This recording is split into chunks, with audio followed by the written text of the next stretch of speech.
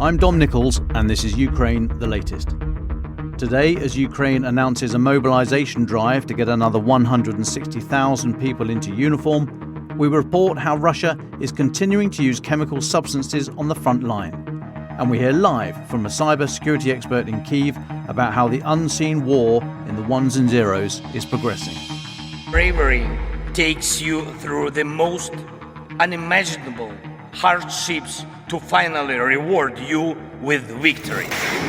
The first duty of my government is security and defence, to make clear our unshakable support of NATO and with our allies towards Ukraine. Kyiv stands strong. Nobody's going to break us. We're strong. We're Ukrainians. It's Wednesday, the 30th of October, 2 years and 255 days since the full-scale invasion began. And today, I'm joined by Tank Unit Commander and Chemical Warfare Expert Hamish to Bretton and, live from Kyiv, cybersecurity reporter for Recorded Future News, Daryna Antoniuk. I began, however, with the latest news from the battlefield. Just for a change, let's start in Chechnya. Now, Chechen leader / dictator, take your pick, Ramzan Kadyrov, spoke yesterday about using Ukrainian prisoners of war as human shields, claiming that there had been casualties amongst a number of captives after a drone strike on Chechnya in the early hours of yesterday. Now, you may have seen this doing the rounds, mainly on social media. I saw it. The Russian Special Forces University in the Chechen city of Gdermez, I think it's how you pronounce it. Don't know my Chechen very well. That's 20 k's east of Grozny. That was damaged by a drone attack, the first such strike against Russia's North Caucasus Republic. Now, Kadyrov accused Ukraine of the attack, initially saying the targeted building was empty and that there were no casualties, and later on changed his mind and changed his statement to say, quote, up to 10, unquote, Ukrainian prisoners of war had been held there and some were killed as a result of the strike.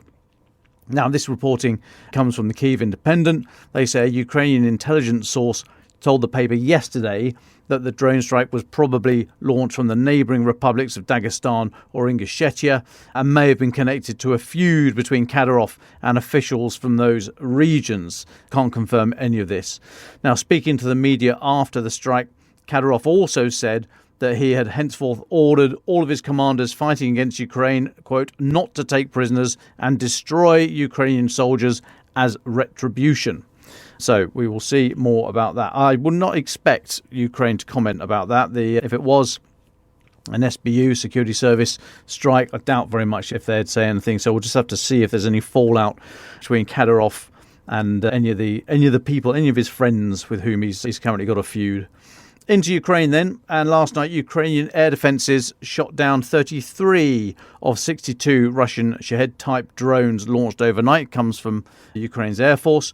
23 others were lost.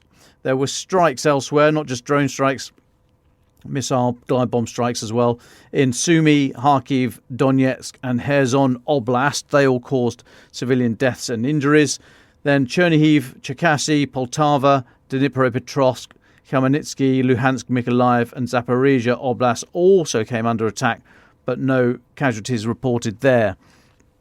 A bit wider, there's a spat brewing. It's literally, there's a press conference on at the moment, or it may have finished now. It was on about an hour ago, President Zelensky and reporters from Nordic countries. Big spat brewing, I think, between Ukraine and Washington, which isn't going to do anyone any favours, fellas. Now, President Zelensky, just speaking in the last couple of hours, said that Ukraine's request for Tomahawk missiles was confidential information between partners. This comes after a leak in the US media. So the New York Times reported yesterday that, according to undisclosed US officials that they were speaking to, Ukraine had requested Tomahawk missiles as part of the secretive non-nuclear deterrence package included in Ukraine's victory plan. Remember, we've spoken at length about the peace plan, the victory plan, as President Zelensky calls it, and there were a number of parts that were open and briefed out, and then there were these 3 secret parts. Now, I don't think this is in the secret bit, but in one of the open bits it referred to non-nuclear deterrence package, and we were saying, well, what can that be? You know, because Article 5 seems to be the only real game in town as far as deterrence is concerned. Now, it looks like the request / provision of Tomahawk cruise missiles. Could well have been that non-nuclear deterrence package. Tomahawk, range of 2,500 kilometres, so it can hit a very, very long way, much longer than any distance that Ukraine has at the moment in terms of cruise missiles. Now, of course, you'd need the policy permissions to go with it, and that is another subject. But just on this alone, whether or not the request should have been made public, that's sort of broken into the public sphere this morning. Now, these sources told the New York Times that Washington had been unconvinced that Ukraine needed the weaponry and was reluctant to supply the missiles due to limited numbers. President Zelensky said, quote, it was confidential information between Ukraine and the White House how to understand these messages. So this means that between partners, there is no confidentiality. Now, according to Zelensky, Ukraine requested the missiles on the condition that it would deploy them only if Russia refused to end the war and de-escalate. President Zelensky said, I said this is a preventative method. I was told it was an escalation. So this is now broken into the open. Not a good look. And as political analyst Alexander Jokic said about an hour ago on Twitter, it often seems that Zelensky is negotiating directly with the New York Times and the White House is just decoration. Okay, elsewhere, Georgia. Let's keep an eye on Georgia. Opposition to last weekend's election is still being voiced, but so far remains peaceful. Russian officials and mill bloggers are doing their best to portray the Georgian opposition's peaceful and legal challenges to the conduct of the election as a Western and Ukrainian-sponsored illegal coup. Somewhat flamboyantly, Russian state media said yesterday that the West is supporting the transfer of Ukraine-trained snipers to Georgia in order to organise a false flag provocation and trigger a pro-Western coup, excuse me, akin to the Ukrainian Revolution of Dignity that started in 2013, which Russia says was all an evil Western plot. Now, the occasionally sober Russian Security Council Deputy Chairperson Dmitry Medvedev has called for the arrest of Georgian President Salom Zakharova. I've been practicing all morning. Zurabishvili, falsely claiming that she had, quote, called for a coup. And then the usual ones all were wheeled out as well. Kremlin spokesperson Dmitry Peskov and the Russian Ministry of Foreign Affairs spokesperson Maria Zakharova said the West had ordered the opposition protests, and as well as sending in those snipers. Just going to pause for a moment while we wait for Russia to produce any evidence whatsoever to back up those claims. No. Okay. Right. Well, you know where we are first. Now, the opposition continues to ask Georgian civil society to keep up their efforts to gather concrete evidence of voting irregularities, whilst encouraging the international community to stay interested and keep the eyes on it with everything else that's going on. The opposition also suggested holding internationally administered snap elections without the participation of the Georgian Central Election Commission, which they see as a tainted body. A couple more. Quickie. Norway says it'll pay $127 million to buy a new Patriot system for Romania to replace the one that Romania handed over to Ukraine. This comes from Norway's Prime Minister speaking yesterday. And then I've been doing a bit of a deep dive into South Korean media, and I've got to say I'm quite light on my toes on this one. I'd welcome any input from anyone more regularly in tune with this, and I'll explain more why in a minute.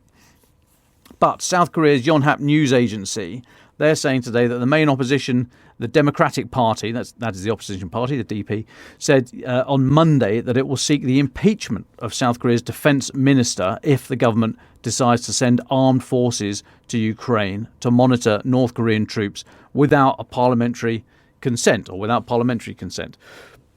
Now, there has been some suggestion, we've talked about it here, that South Korea may well send military personnel, possibly intelligence officials as well, to analyse any tactics that North Korea might seek to employ and interrogate, translate basically any prisoners of war, North Korean prisoners of war that are taken. Then this morning, South Korea's presidential office said it will begin talks with Ukraine this week over a visit by Kyiv's special envoy to Seoul. During a phone call with President Yoon Suk-yeol yesterday, President Zelensky said he will send a special delegation to South Korea soon to coordinate actions in response to North Korea's troops heading off to Russia and Ukraine, as we think. A South Korean official said in a press conference it will take a day or two for the Ukrainian side to designate a special envoy and finalise a plan to visit and hold discussions here. Now, the official said North Korean soldiers appear to be wearing Russian military uniforms. Hamish, look to you for a comment in a moment, but I don't think there's a problem with that as long as they're wearing an internationally recognised military uniform. I think you have to be able to recognise the uniform at 200 or the flag at 200 yards, which is why we all had to wear our national flag on our uniform, albeit it could be camouflaged. It didn't have to be the red, white and blue. But you have to be recognised as a military force from a sovereign country. Hence, you couldn't be little green men running around doing whatever they were doing in eastern Ukraine after 2014. So it's not, on the face of it, entirely silly for North Koreans to be wearing Russian military uniforms because everyone's looking for them. But the South Korean official also said that in an effort to prevent social unrest, the Pyongyang regime of North Korea has restricted mobile phone use amongst military officers and has informed families of deployed North Korean soldiers that they're on training exercises. Now, I've no idea what coverage South Korea has of the North in order to be able to make such claims, or whether that's just speculation mixed with a bit of analysis, mixed with a bit of propaganda. As I said at the start, I've no real feel for the information space in that region, and in particular South Korea. And I'd appreciate any steers on anyone who is there, and so so I can better interpret these things coming from South Korea. Is this just the way the game is played, or are these claims going to be pretty close to the money? Now, I note that yesterday the Financial Times reported around 3,000 North Korean troops that arrived in Kursk Oblast of Russia were housed in barracks only 50 k's from the Ukrainian border. It's only 30 miles from the border. They were citing undisclosed Ukrainian intelligence officials. They say a few hundred of those are special forces, with the rest being regular troops, although I really don't know, in the context of North Korean military, the difference between special forces and regular. Again, if you do, please let me know. Anyway, back to the South Korea press conference. When asked whether South Korea is considering providing 155mm artillery shells to Ukraine, the official said there's been no request from Ukraine and that such a plan is not under consideration. Now, last week, President Yoon said South Korea could consider sending arms to Ukraine depending on the level of military cooperation between Pyongyang and Moscow. Then rather cryptically, if such conversations are not already in circulation, the official today said that while providing arms to Ukraine is not currently being discussed, weapons for defensive purposes will be considered first. So they're not considering them, but they have considered that if they were to be considered, defensive weapons would be considered first. Right, good. All clear? Right. Also this morning, South Korea's military intelligence agency said an advance team of North Korean troops may have been deployed to the front lines already. So the Defense Intelligence Agency, the DIA in South Korea, said, quote, "The war is being carried out in the form of a drone combat, but North Korean troops have not been supplied with drones and have not been trained accordingly. So we anticipate considerable damage." The DIA spokesperson also said a North Korean soldier had been spotted dancing to one of South Korea's propaganda broadcasts while standing duty at a frontline guard post. You may remember in July, South Korea's military resumed playing anti-North Korean propaganda broadcast through loudspeakers at the border in response to the North sending floating balloons across the border carrying rubbish, including excrement, over into the south. Now, the broadcasts that have been blaring hours upon hours of K-pop. That's a blend of traditional Korean music and hip-hop, R&B, rock, jazz, reggae, electronic dance and gospel, which we know here as a Francis Durnley Tuesday night disco. Now, Hamish, delighted you're back with us. Would welcome any comments you have there about the North Koreans wearing Russian uniforms. As I said, I don't think there's anything wrong with that, anything sort of it's not against any convention. But you've been looking at this story about Ukrainian mobilisation of an additional 160,000 people to get them into uniform. How, who, and when? Welcome, Hamish. Hi, Dom. Yeah, great to be back. Hello, everybody. Yeah, just a few things to unpack before we go on to that. I mean, I'm very impressed by your knowledge of K-pop and hip-hop and all the rest of it, Dom. Yeah, and I'm sure it is Francis's way on his Tuesday nights. But yeah, interesting thing on the North Koreans, and I read about it the other day, and there's an awful lot about. I don't know if I'm sure everybody read Joe Barnes's piece. I think it was in, what do we want to say, Monday's paper, saying that basically the Pentagon said that the US weapons could be used on North Korean soldiers who were deployed to the front line, which, if they are wearing Russian uniforms, that is quite a revelation. And it's sort of a little bit, you were talking about leaks earlier on. Call me cynical. I think when it comes to sort of warfare, there are probably no bad leaks, as it were. And certainly we were talking earlier on about the Tomahawk missiles.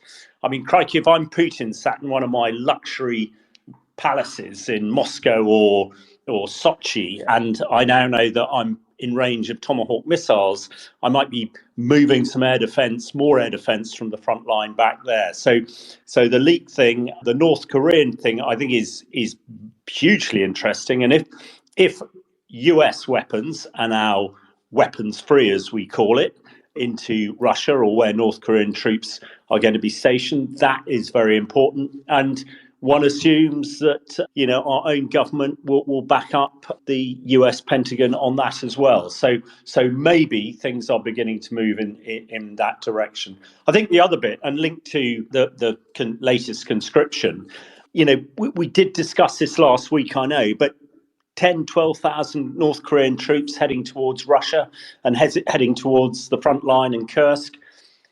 To me, that is really strange, and it really underlines that the Russians are having real difficulty getting these recruits forward and getting trained recruits as well. So, and we discussed last week the quid pro quo, probably nuclear, which we'll come back to in a minute.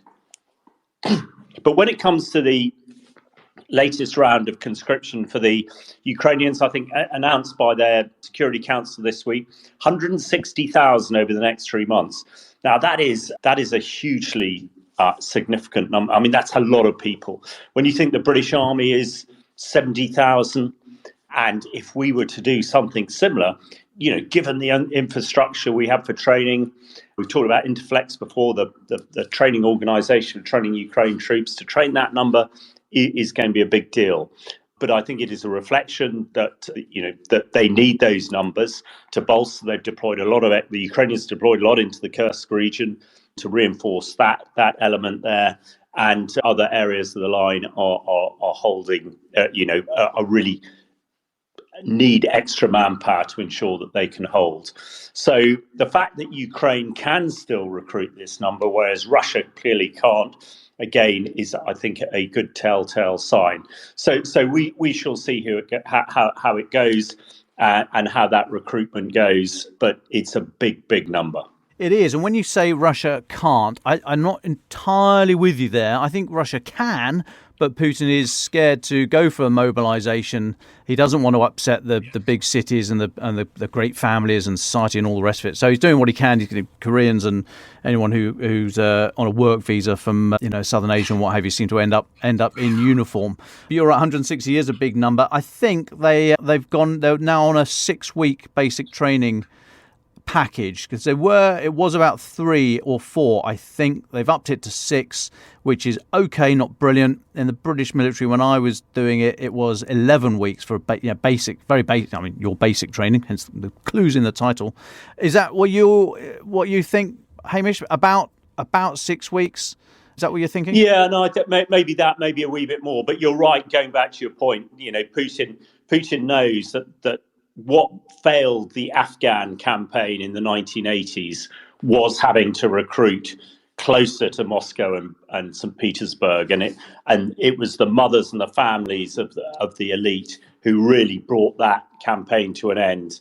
So I think you're absolutely spot on. He probably could do, but if he can persuade North Koreans and others to throw their people into the meat grinder, absolutely better.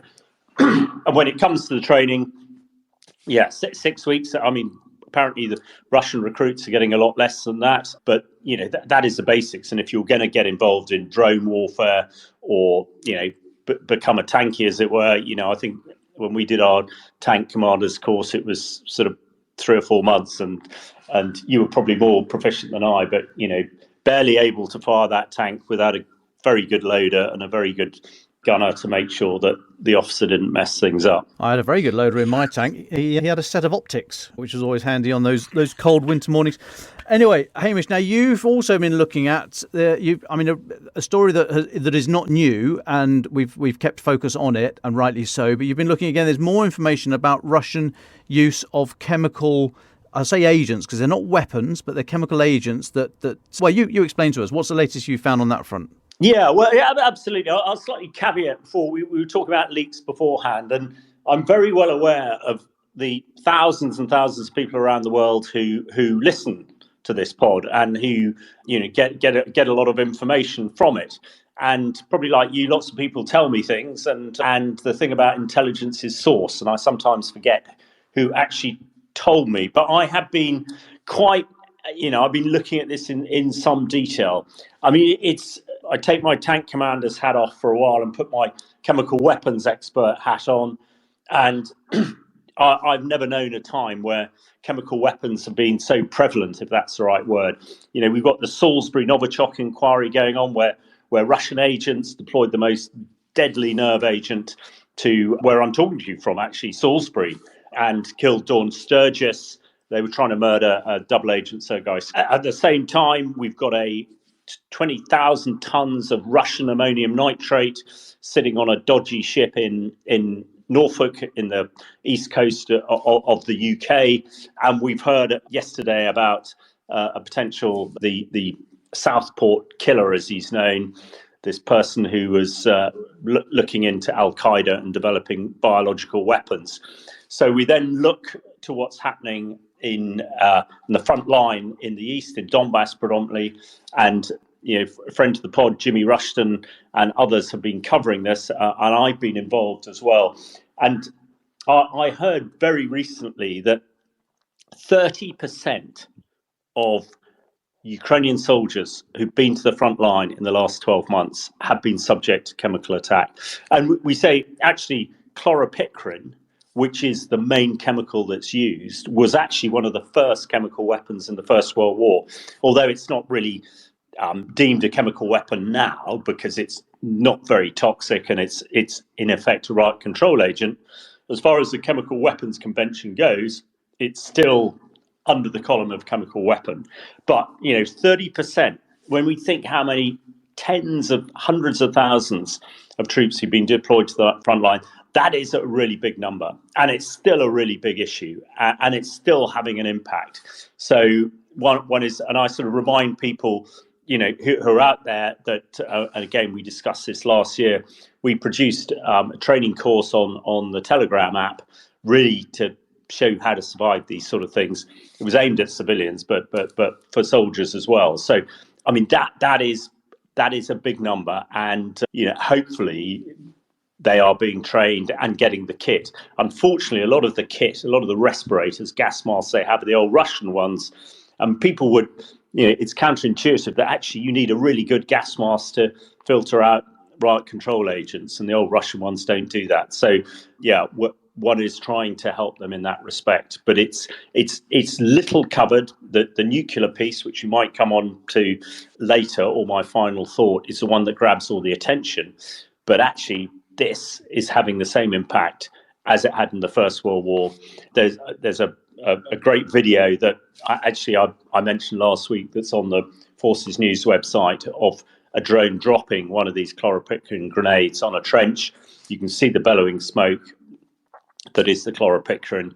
It makes the guys in the trench get out of the trench, and then the Russians follow it up with FPV drones and surveillance drones who chuck artillery on them. So it's blindingly simple, but it's really effective. And 30% of soldiers who've been to the front line have been affected to it. So the scale, I've sort of talked about it before, but that to me, the scale is phenomenal. I mean, when I was with the Peshmerga fighting Islamic State in 2016 to 2018, we encountered one chlorine attack from ISIS.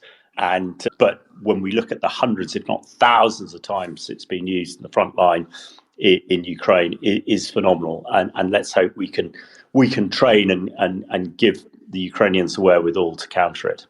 Over. Yeah, thanks, Hamish. I was going to ask you about these nuclear drills that Russia were running in the last few days. But if you want to keep that for your final thought. But just finally, before we move on from you, so when I was learning about, I should say, hydrogen cyanide and all this kind of stuff, anything that's heavier than air, there's a real problem for militaries, because we keep digging underground. It's one of the safest places to be on a battlefield. Start digging. You've heard me say it here before. You stop for any amount of time, start digging, get underground. So if there's something that's heavier than air, that's a real problem. If it sort of flows into these trenches and bunker systems, what have you. Is chloropicrin and chlorine generally, is it heavier than air, or will it float off? Is that one of the reasons this is so dangerous, because it will flow into the trenches and therefore be concentrated? Absolutely, Dom. That's the key thing. Virtually every chemical weapon is heavier than air. If without trying to expose my O-level chemistry, you think an oxygen molecule then has other molecules of chlorine or whatever attached to it, then it becomes heavier, and that is the big issue. Yeah, this stuff, when we have a bit of an explosion and it goes up in the air, but then it sinks down. And when I was training doctors and others in Syria to avoid becoming casualties with chlorine, I always said, well, the simple thing is you hold your breath and you run across the wind or ideally to high ground, and you get out of the way. That's all very well if somebody ain't shooting at you, and that's why it's been so effective in Ukraine, because the guys are in the trenches. And the Russians are using this straight out of their chemical warfare handbook, the same handbook that the Iraqis, that Saddam Hussein used when he attacked Halabja, where you do a conventional bombardment first that gets everybody's heads down, then you put the gas in there so people's heads down, and then they try to avoid the gas, and then you hit them with conventional stuff. It was the massive chemical attack in Damascus back in August 2013, when 1,500 people were killed by President Assad dropping the nerve agent sarin on it. Same detail, conventional attack with artillery, break windows so the stuff can get into houses and forces people underground, then put the chemical in, which creates the damage, and then as people try and run away, hit them with conventional. It's hugely cynical, it's unbelievably callous and completely indiscriminate.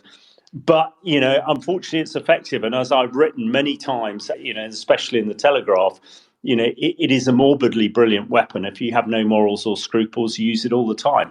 That is Putin. That is President Assad. That was Saddam Hussein. So the key thing is, with any threat, as you'll know as well, probably better than me, is you've got to face up to it, and you've got to produce ways to counter it. What is frustrating to me and others, the simple way to counter it in Ukraine is a decent gas mask respirator, which unfortunately are in a bit of short supply at the moment, but we're working on it. Thanks, Hamish. More from you towards the end. Delighted now to introduce a guest, Daryna Antoniuk from Recorded Future, live in Kyiv. Daryna, welcome to the pod. I noticed yesterday Microsoft warned that Russian hacker group Midnight Blizzard has been sending highly targeted phishing emails to US individuals working across government and academia and defence and what have you. It's been a while since we took a deep dive into the ones and zeros of this war. So delighted that you can join us. Cybersecurity reporter, as I say, for Recorded Future News. Welcome to the pod. First of all, Daryna, could you just introduce your work, please, and your area of expertise? Yeah, thanks for having me. It's my first time using Twitter Spaces, so I'm super excited. I'm a cyber reporter writing for US publication Recorded Future News. I mostly cover Eastern Europe and cyber war in Ukraine, writing about all the hacks that happened since Russia's full-scale invasion of Ukraine and what's happening both in Russia and Ukraine at the moment. Thank you. As I say, very very warm welcome to the pod. How is Kyiv today? What's the weather like? What was last night? There were a number of drone attacks, but I don't think any casualties caused. But how's Kyiv today? And can you just start talking about where we are with the cyber war? Any recent developments or breakthroughs in that front? So Kyiv is not great, to be honest. Russia has been launching drone attacks against Ukraine, including Kyiv, for every single night over the past few months. And the problem is that people here used to ignore drone attacks because drones are less damaging and less dangerous, so people think, than missiles. But what we see now is that drones are flying very low to the ground, so it's harder to shoot them down without causing damage to residential buildings. So here in Kyiv, almost every single night we see people injured, people killed, either by drones themselves or debris when they are shot down. So people now are more cautious, and it's getting harder to ignore air raid alerts. Luckily, we still have electricity, but we think it's just the question of time when the blackouts will be introduced again. As for cyberspace, we see Russia changing its tactics both on the ground and in digital space since the start of the war. When it comes to digital war, we should remember that it started long before the full-scale invasion. Russia first invaded Ukraine in 2014, and even before that, it considered Ukraine a playground for its cyber weapon, a place where it can test its cyber capabilities, train its hackers. So when the first talks about another invasion appeared, Ukraine was prepared for the worst. We expected either full blackout caused by a cyber attack or significant damage to our critical infrastructure caused by hackers. This didn't happen for various reasons, either because we overestimated Russian hacker capabilities or because Ukraine worked with its partners, including the UK and the US and Europe, to better protect its systems. And of course, Russia was also adjusting its tactics depending on what is happening, depending on the state of war. For example, when the war started, Russia was more aggressive because it expected to end the war sooner. So we call, in cyber circles, the first year of war in Ukraine, the year of Vipers, because Russia was famous for deploying Viper malware, which is the malware designed to erase or permanently delete victims' data, making recovery difficult or impossible. And one of the most prominent such attack is an attack on Viasat internet provider, which happened in the first days of the war. The second year was the year of the increased espionage attacks and also the greater coordination of missile strikes with cyber attacks. For instance, Russia was targeting critical infrastructure a lot the past winter, and we saw reports from Ukrainian state officials saying that before hitting certain energy facility, Russia first conducted cyber espionage on this facility or infected it with malware to making it easier to strike and cause confusion among its employees. What we see now is that Russia has become more targeted, and its attacks are not that destructive, but they focus more on espionage and mainly target military officials and state officials, those who are directly connected to the war effort. While in the first years of the war, Russia was more chaotic and targeted even those small businesses that are not related to the war at all. Another change we see is that with most corporate email service protected by security measures, hackers are increasingly using messaging apps, including Signal and WhatsApp, to send their phishing emails or phishing messages and access the devices of high-value military and government targets in Ukraine. We see a lot of reports from Ukrainian computer emergency response team saying that a lot of Ukrainian soldiers receive malicious links through Signal, allegedly coming from their commanders or even their relatives. And these phishing links infect their devices with information stealing malware. So hackers are trying to learn more about what is going on the front line. Another interesting change that we see is that to weaken Ukrainian organizations, the hackers also carry out cyber attacks aimed at stealing funds from Ukrainian companies. So these are not cyber criminals as we know them, like those who just work for financial profit without any political motivation, but these are criminals who hack Ukrainian enterprises, steal their money, and later use these funds to power their future operations or to to cause disruption to these businesses. And we also see changes in what hacker groups are more active in Ukraine now. For instance, in the first year of the war, we saw a lot of reports about the attacks coming from Sandworm, the infamous group, which is famous for one of the most devastating attack on Ukraine that caused power outages almost 2 years ago. But according to recent reports from Ukrainian officials, one of the most active hacking group now is Gamaredon or Armageddon. It is allegedly linked to Russia's FSB and mostly known for its espionage and data theft campaigns focused on Ukrainian institutions. Thanks. I was going to ask about the groups. I mentioned in the intro there about Midnight Blizzard, and we've heard of Cozy Bear. I mean, do you think that the landscape of Russian attack actors or these cyber groups, is it well known? Do we know who these people are? Can you see them coming? Are they fairly clumsy, even though there might be lots of them? Can you actually see them coming? Well, we definitely expected attacks from Fancy Bear and Cozy Bear and Sandworm and Turla and Gamaredon because they were attacking Ukraine for years. But what we don't know now is, are they working with each other on attacks on Ukraine? Are they collaborating with hacktivists, which they actually do? There were reports that some of the Russia-linked hacktivist groups like Cyber Army of Russia, they actually have connections to Sandworm.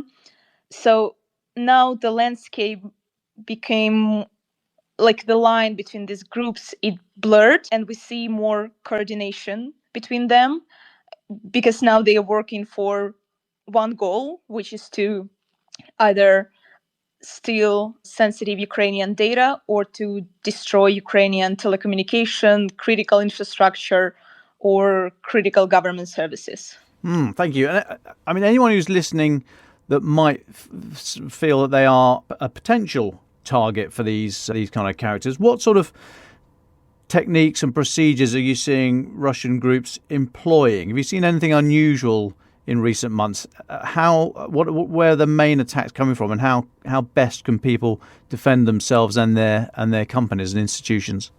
So one of the recent attacks, which was attributed to Cozy Bear, was when the hackers sent thousands of highly targeted phishing emails to representatives of Ukrainian academia, defense, non-governmental organizations.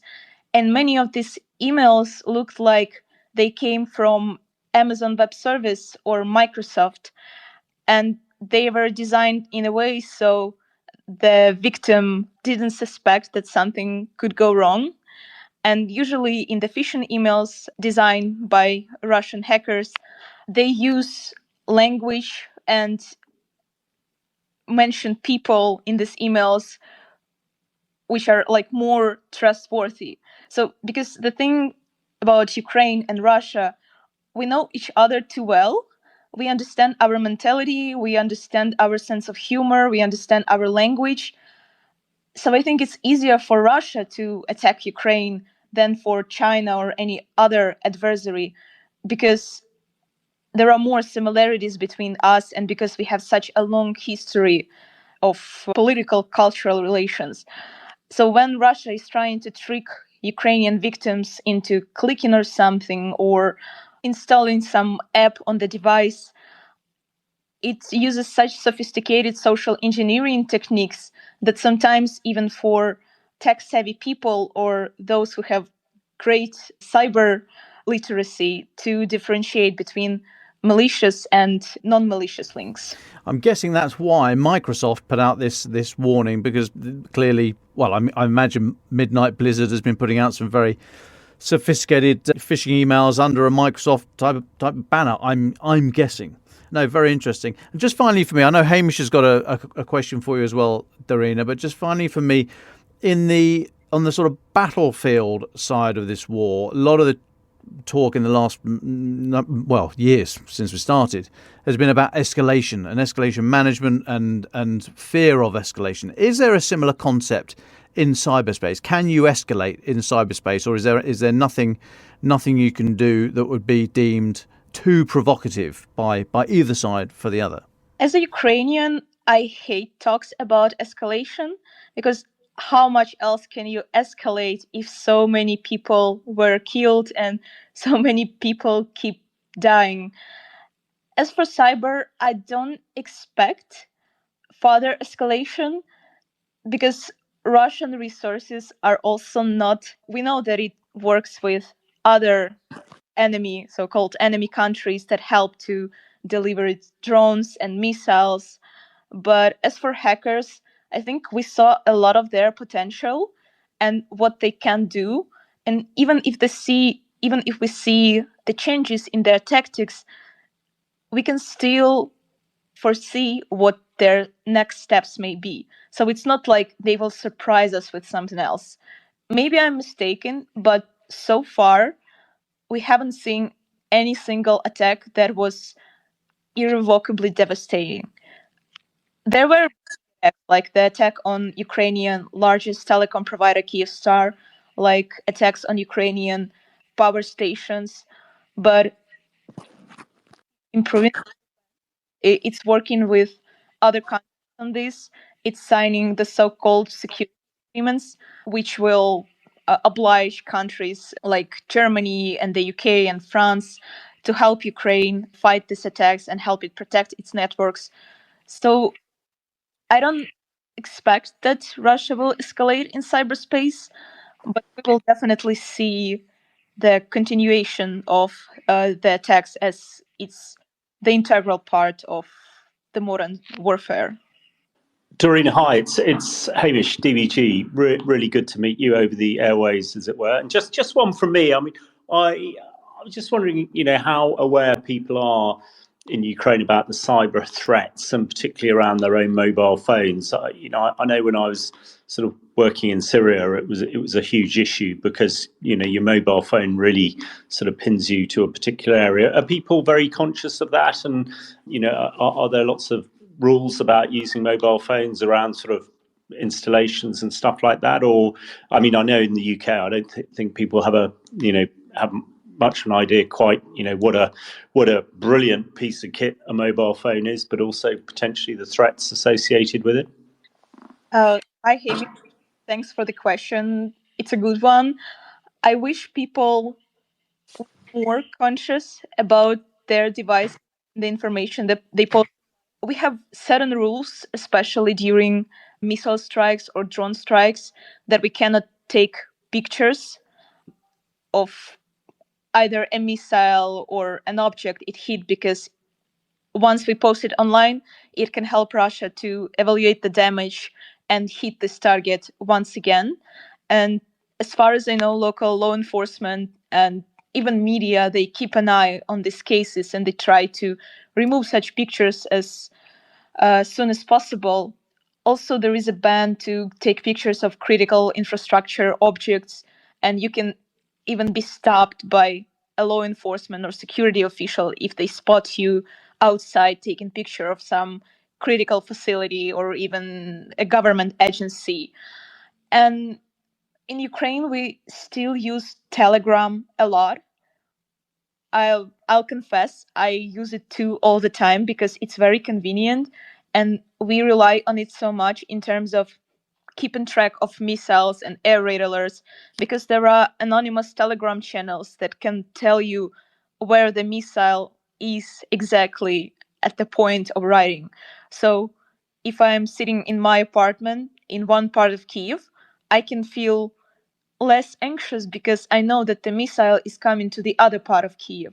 And we are relying so much on Telegram and on these channels that it's hard to give it up. But we know that Telegram is also haven for hackers, for cyber criminals, for Russian intelligence officials.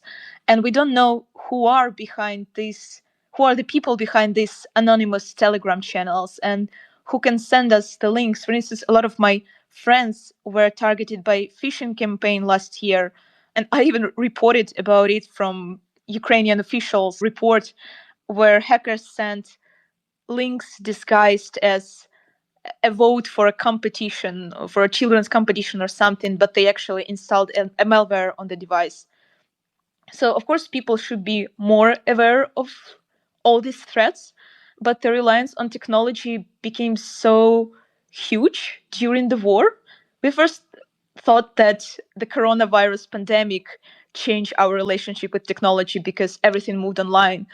But during the war, it became even more critical because we need stable internet, we need Telegram, we need all the social media apps just to know what's happening around and how much in danger we are. So sometimes people forget that the danger comes not only from the outside, but also from inside their own phones. Daryna, thanks. That is a great answer and reassuring. And I think I'm going straight into my final thought, if I've got the direction right from the boss. And really, my final thought is on the nuclear piece. Many people have seen again Putin flexing his nuclear muscles. The great exercise last week simulating a Russian strategic nuclear attack on an aggressor. Simulated, I might say. Again, this is very much focused on Western leaders who are thinking about giving more kit to Ukraine. I would just emphasise, this is bluff and bluster. I'm not going into the detail again of why it's the case, but let's hope. And I know that politicians from all over Europe do listen to the podcast. If you want any reassurance, that this is absolutely it. We must not be cowtailed by these threats of a strategic nuclear strike from Russia that is just not going to happen, because that'll be the end of Putin, and he knows it. So let's put the nuclear piece to bed. We talked a lot about CBRN, chemical, biological, nuclear today, but the main thing, my big concern, is the massive use of chemical weapons by the Russians in eastern Ukraine, and anything we can do to stop that will really help overall. That's me. Over. Thanks, Hamish. Much appreciated. Daryna, as our guest, would you like the very final thought for today, please? Yeah, it's probably not be a final thought from a cyber reporter, but as from the Ukrainian, because many people who follow me either on Twitter or other social media, they think that a lot of people in Ukraine forgot about the war and that it's not happening because we are going to cafes, we are having parties, we are going to gym. But this is rather an escape mechanism from reality than a normal reality. We know that the war is going on. We suffer from it every day. We indeed learn to ignore a lot of threats. Like sometimes I can sleep through so powerful explosions that I couldn't even imagine this in the past year or 2 years ago. So yeah, I just wish more people abroad will also remember about the war and keep supporting us, keep sending us weapons, because we are tired of this, and I think it will be beneficial for the whole world for this war to stop and for Russia to lose and for finally getting rid of the dictator who is putting a lot of pressure both on digital freedoms and physical freedoms, not only of his own country, but a lot of neighboring countries in the whole world. Well, thank you, Daryna and Hamish. Thanks for your contribution today. Daryna, really appreciate you coming on. It sounds so glib to say stay safe. It's such a ridiculous thing to say, but we send you all our best wishes, and please do stay in touch. We'd love to chat to you again. But thanks for your comments today and for giving us a bit of a deep dive into where we are in the cyber war. No pre-recorded interview today, but we may have later on in the week. We're back tomorrow. F-Bomb is in the office with me, so we'll be back together. Daryna, Hamish, thank you so much for joining. Thanks everybody for listening. And from the Telegraph newspaper in London, I wish you a very good afternoon.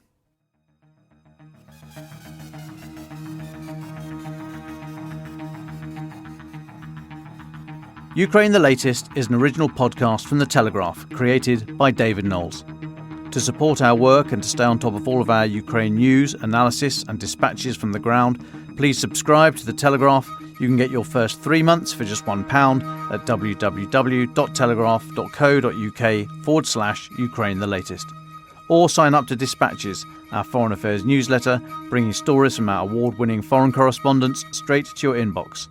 We also have a Ukraine Live blog on our website, where you can follow updates as they come in throughout the day, including insights from regular contributors to this podcast. We also do the same for other breaking international stories. You can listen to this conversation live at 1 p.m. London time each weekday on X Spaces. Follow the Telegraph so you don't miss it. To our listeners on YouTube, please note that due to issues beyond our control, there is sometimes a delay between broadcast and upload, so if you want to hear Ukraine the Latest as soon as it's released, do refer to podcast apps. If you appreciated this podcast, please consider following Ukraine the Latest on your preferred podcast app and leave us a review, as it really helps others find the show. Please also share it with those who may not be aware we exist. You can also get in touch directly to ask questions or give comments by emailing ukrainepod@telegraph.co.uk. We do continue to read every message. You can also contact us directly on X. You can find our handles in the description for this episode. As ever, we are especially interested to hear where you are listening from around the world.